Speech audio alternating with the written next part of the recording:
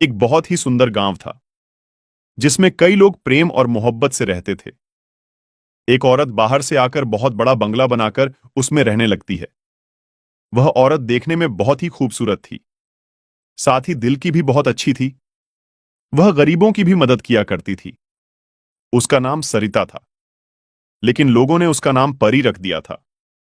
पड़ोस ही में चमन नाम का एक आदमी रहता था जो बहुत ही गरीब था। उसके घर उसकी बेटी की शादी थी। चमन परी के घर जाता है, दरवाजे की कुंडी खिटखिटाता है। अरे चमन, सुबह सुबह क्या हुआ? अरे परी जी, क्या आप मेरी थोड़ी सी मदद कर सकते हैं? बताओ चमन जी, अगर मुझसे हो सकेगी तो जरूर मैं आपकी मदद करूंगी। परी जी, मेरी बेटी की शादी है। मेरी बेटी के लिए कपड़े और कुछ शादी की चीजें लाने की जरूरत है, लेकिन मेरे पास पैसे नहीं है। महेश पैसे तो दे रहा है, लेकिन बहुत ज्यादा ब्याज पर दे रहा है। इतना मैं कैसे वापस दे पाऊंगा? बस पैसों की जरूरत है, लो ले जाओ ये पैसे। और भी जरूरत पड़े तो फिर भी ले जाना, और जब आपके पास पैसे आ जाए तो मुझे वापस कर देना। चमन पैसे लेकर अपने घर चला जाता है। परी लोगों की मदद करने में पीछे नहीं हटती थी, लोगों की भरपूर मदद किया करती थी। लेकिन एक बात में वह मदद नहीं कर पा रही थी। उसी गांव में नदी के किनारे आए दिन लाश मिला करती थी। अरे ये हो क्या रहा है? हर 2 दिन पर हमें यहाँ से लाश मिलती है। हमें इसका जल्दी पता लगाना होगा। सारे लोग जमा होते हैं। थोड़ी देर बाद सारे लोग चले जाते हैं। फिर अगली रात एक आदमी सड़क से गुजरता है। भैया, अरे भैया मेरी तरफ देखो तो। डर क्यों रहे हो? मुझे तो आपकी मदद चाहिए। इधर तो आइए। नहीं, हम किसी की मदद नहीं करते हैं। मुझे घर जाने दीजिए। अरे मुझे घर जाने दीजिए। वो आदमी चलने लगता है। एक बार तो मेरी तरफ देखिए, शायद आपका इरादा बदल जाए। नहीं, हमको नहीं देखना। हमको माफ कीजिए, मुझे जाने दो। मैंने कहा ना मेरी तरफ देखिए। समझ नहीं आता? जैसे ही वो देखता है, वो मर जाता है। हाँ हाँ हाँ हाँ, कब की रट लगा रहा था। अब तो तेरी लाश घर जाएगी। अगर एक बार मेरी तारीफ कर लेता तो मैं जिंदा छोड़ देती। उसके बाद चुड़ैल उसको नदी के किनारे डाल देती है। अगले दिन सुबह सुबह रीना रोती हुई आती है। सारे लोग जमा हो जाते हैं। क्या हुआ रीना, क्यों रो रही हो? मेरे पति महेश रात को घर नहीं आए। चलो हम उस नदी के पास जाकर देखते हैं। सारे लोग नदी के पास जाते हैं। साथ में परी भी आती है। अरे महेश को किसने मारा? मुझे तो लगता है कोई हमारे गांव को नुकसान करने के लिए ये सब कर रहा है, ताकि लोग गांव छोड़कर चले जाएं। जल्दी उसका पता लगाना होगा। अरे अब मैं छोड़ूंगा नहीं। मैं पता लगा कर रहूंगा कि यह सारा कौन कर रहा है। अगले दिन राहुल गांव के रास्ते निकलता है। तभी आवाज आती है। एक बात सुनो। सुनो भैया, क्या आप मेरी मदद कर सकते हैं? कौन है तू? इससे क्या फर्क पड़ता है कौन हूं मैं?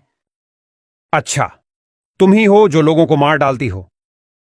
हाँ हाँ हाँ, मैं ही हूं जो लोगों को मार रही हूं। तुम क्या कर लोगे? आज तो तुम्हारी बारी है। हा हा हा हा हा। अरे नहीं, मुझे पता नहीं था कि तुम एक चुड़ैल हो। मुझे छोड़ दो। तुम्हें लोगों के साथ जो करना है करो। मुझे छोड़ दो। अब तू जिंदा नहीं जाएगा। अभी तो बड़ा उछल रहा था, बड़ी बहादुरी दिखा रहा था। तेरी बहादुरी कहाँ गई? और तुझे मैं छोड़ दूं ताकि तू सारे लोगों को बता दे, ताकि लोग यहां आना बंद हो जाए। अरे नहीं, मैं किसी को नहीं बताऊंगा। किसी के सामने मुंह भी नहीं खोलूंगा कि लोगों को चुड़ैल मार रही है। बस मुझे जाने दो। चुड़ैल उसको भी मार डालती है और नदी के किनारे जाकर डाल देती है। सुबह जब लोग नदी के किनारे पर जाते हैं तो देखते हैं। अरे ऊपर वाले, इसने तो राहुल को भी मार डाला। क्या जरूरत थी अकेले जाने की? क्या हीरो बनने गए थे? कुछ तो करना होगा। अगर रोज रोज इस तरह चलता रहा तो पूरा गांव खाली हो जाएगा। हमें जल्दी से उसे पर निर्णय लेना होगा। हाँ, मेरी तो राय है कि सारे गांव वालों को जमा किया जाए। उसके बाद सारे गांव वालों को जमा किया जाता है। गांव के सरपंच और मुखिया और बड़े बड़े लोग जमा होते हैं। गांव का सरपंच खड़ा होता है और लोगों से कहता है, हर एक आदमी इस मामले में अपनी अपनी राय दे। हमें क्या करना होगा? सरपंच जी, मेरी राय है कि आज रात सारे लोग पूरे गांव में फैल जावे और नदी के पास भी कुछ लोग चले जाएं। लोगों को कौन मारता है सब पता चल जाएगा। लेकिन सारे लोगों को देखकर वह नहीं आएगा तो हमारा काम नहीं होगा। सरपंच जी, मेरी बात सुनो। मैं आज रात को जाऊंगा, मेरे साथ एक आदमी को और भेजो। हम दोनों मिलकर पूरी बात का पता लगाएंगे, फिर हम सुबह आपको बता देंगे। ये बात सही है। दूसरा आदमी कौन तैयार है, जल्दी बोलो। तो एक आदमी खड़ा होता है जिसका नाम प्रकाश होता है। सरपंच जी, मैं जाऊंगा। लोग अपने घरों पर चले जाते हैं। जैसे ही रात होती है तो प्रकाश और मोनू दोनों गांव से निकलकर सड़क के करीब जाते हैं। वहां से दोनों अलग अलग हो जाते हैं। जैसे ही प्रकाश थोड़ा आगे जाता है तो आवाज आती है, अरे सुनो, मेरी तरफ एक बार तो देखो। अरे चुड़ैल, तू ही लोगों को मारती है। मैं ही मारती हूँ। आज तेरी बारी है। प्रकाश फौरन वहां से दौड़ता है। प्रकाश फौरन मोनू को बुलाता है। मोनू, जल्दी मेरी तरफ आओ, यहां चुड़ैल रहती है। अरे प्रकाश, क्या हुआ? अरे भाई, देखो उधर दूर, जो अभी औरत नजर आती है वही चुड़ैल बनकर आई थी। चलो उधर जाकर देखते हैं। जैसे ही वह दोनों चुपके से देखते हैं तो प्रकाश कहता है, अरे ये तो परी है, परी। ये दोनों आदमी भागकर गांव आ जाते हैं। फिर वह दोनों अपने अपने घर चले जाते हैं। जैसे ही सुबह होती है वह दोनों सरपंच के पास जाते हैं। फिर सारी बात सरपंच को बताते हैं। फिर सरपंच गांव के कई लोगों को लेकर परी के घर जाते हैं। सारे लोग और सरपंच परी के घर जाकर दरवाजा खिटखिटाते हैं। परी बाहर नहीं आती। सारे लोग आपस में एक दूसरे से कहने लगते हैं, लगता है परी को पता चल गया है, अब बाहर नहीं आएगी। उसमें से एक आदमी कहता है, मुझे तो लगता है परी भाग गई होगी। सारे लोग शोर करने लगते हैं, जिसकी आवाज सुनकर परी घर का दरवाजा खोलकर बाहर आती है। अरे सारे गांव वाले मेरे घर क्यों आए हो? क्या हुआ है? कोई जरूरत है क्या? नहीं नहीं, हमें यह खबर पहुंची है, आप ही रात को चुड़ैल बनकर लोगों को मारती हो। अरे ऐसा कौन कहता है कि मैं रात को चुड़ैल बनकर लोगों को मारती हूँ?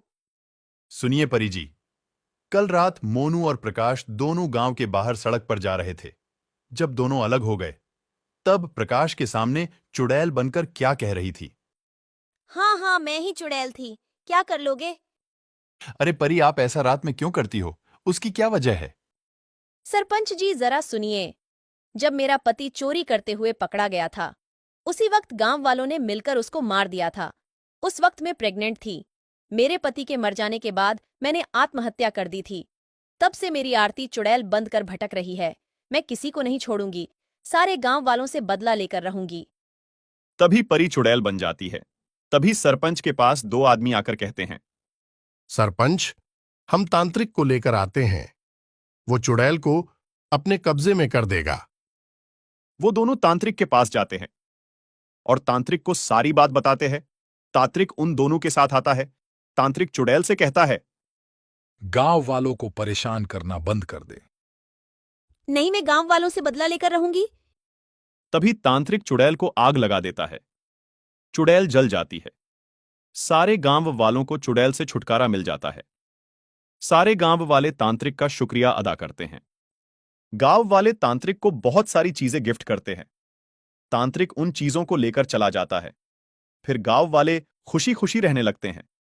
सरपंच मोनू और प्रकाश को कुछ पैसे दे देता है। उनकी हिम्मत की वजह से पूरे गांव वालों को छुटकारा मिलता है। दोस्तों, इस कहानी से हमें यह सीख मिलती है, कभी भी किसी पर आंख बंद करके भरोसा नहीं करना चाहिए। हमारी